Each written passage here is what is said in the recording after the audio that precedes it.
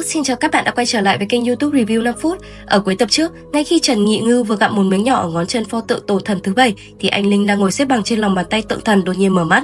Uy áp kim đam ầm ầm tản ra bao trùm không gian, kèm theo thanh âm giận dữ quát: "Lâu lắm rồi mới có kẻ ngoại tộc xông vào đây, hãy người các ngươi chán sống rồi." Thế nhưng, lời còn chưa dứt thì một tiếng nổ kinh thiên động địa đã chấn động toàn bộ cấm địa.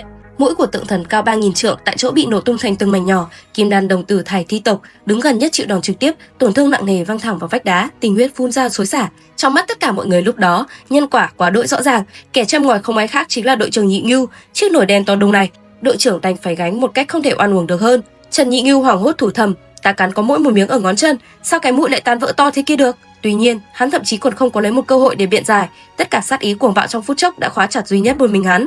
Nhận thấy tình hình nguy cấp, Hứa Thanh nhanh tay nhặt ngay mảnh vỡ của mũi pho tượng, thu vào túi trữ vật, rồi cắm đầu tháo chạy. Đối diện công kích đang lao tới, Trần Nhị Ngưu bộc phát phong ấn tu vi, nâng lực lượng từ nhị hỏa lên tam hỏa rồi tứ hỏa, toàn thân tỏa ra thần tính ngập trời, rồi triển khai bí pháp tháo chạy. Thế nhưng như vậy vẫn là chưa đủ để chống đỡ. Trong lúc trọng thương sắp tiêu vong, hắn bóp nát vỏ gió thất sắc để gượng ép ẩn nấp khí tức, nằm giả chết trong hư không. Một cánh tay đã bị phế bỏ, phần thắt lưng suýt chút nữa bị chém làm đôi. Hắn cứ thế kiên trì từng tấc bỏ ra ngoài. Cứng cỏi dựa vào sự liều mạng điên cuồng đó, hắn đã ngoan cường vượt qua được cuộc truy lùng của toàn bộ hải thi tộc ngay dưới mí mắt của đại lão Kim Đan.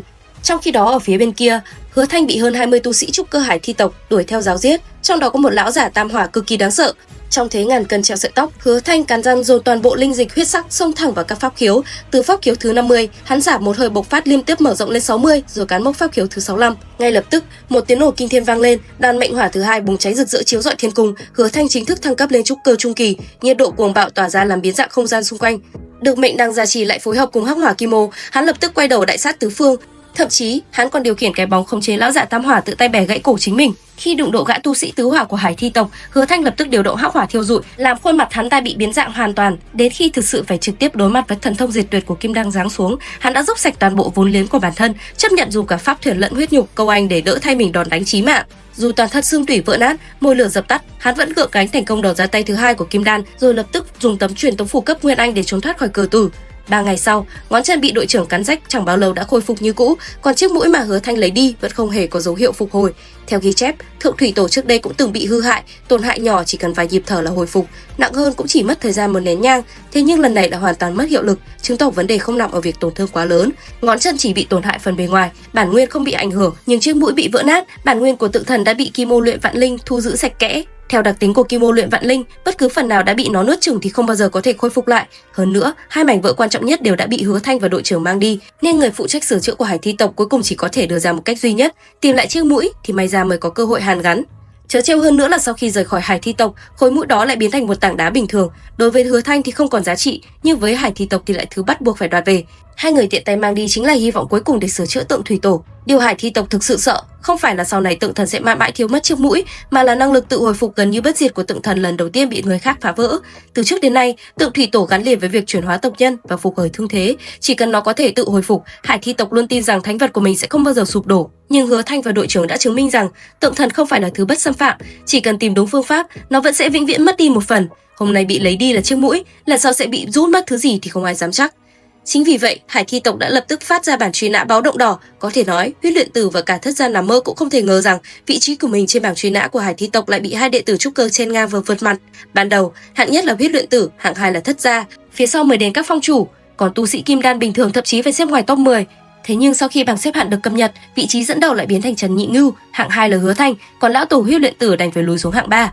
Nên biết rằng, chẳng lẽ hai tu sĩ trúc cơ lại đáng sợ hơn cả lão tổ sao? Đương nhiên không phải, thứ mà bảng xếp hạng của hải thi tộc hướng đến chưa bao giờ là tu vi, mà là ai là kẻ cần phải tiêu diệt gấp nhất.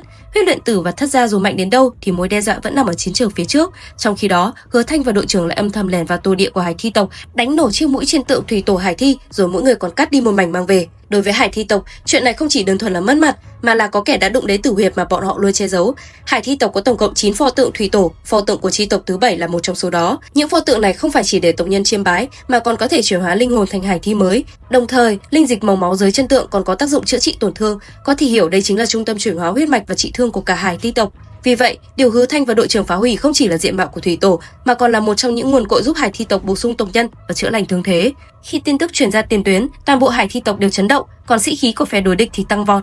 Các phong chủ sau khi nghe xong đều đồng loạt nhìn về phía Thất gia, bởi vì 60 năm trước, khi Thất gia còn ở cảnh giới trúc cơ cũng từng làm chuyện tương tự, chỉ là chưa khiến tượng thần kéo dài nhiều ngày vẫn không thể phục hồi như lần này. Huyết luyện tử sau khi biết chuyện còn đích thân ra lệnh ban thưởng hậu hĩnh cho hai đệ tử. Về phía Hải Thi tộc, mức thưởng treo truy nã Trần Nhị Ngưu được nâng lên 100 triệu linh thạch, cộng thêm một phần đại đạo truyền thừa, một vị trí vương giả và quyền chọn 10 bảo vật trong bảo khố. Cái mạng của Hứa Thanh cũng được trao thưởng 70 triệu linh thạch, kèm một vị trí vương giả và bảo vật thuộc tính thời gian. Mức phần thưởng này cao đến mức ngay cả nội bộ phe Thất huyết đồng cũng có người dao động. Liệu rằng tiếp theo đây, Hứa Thanh và Trần Nhị Ngưu sẽ đối mặt với cơn thịnh nộ của Hải Thi tộc như thế nào? Theo dõi kênh YouTube Review 5 phút để biết thêm chi tiết nha. Bây giờ thì xin chào và hẹn gặp lại các bạn.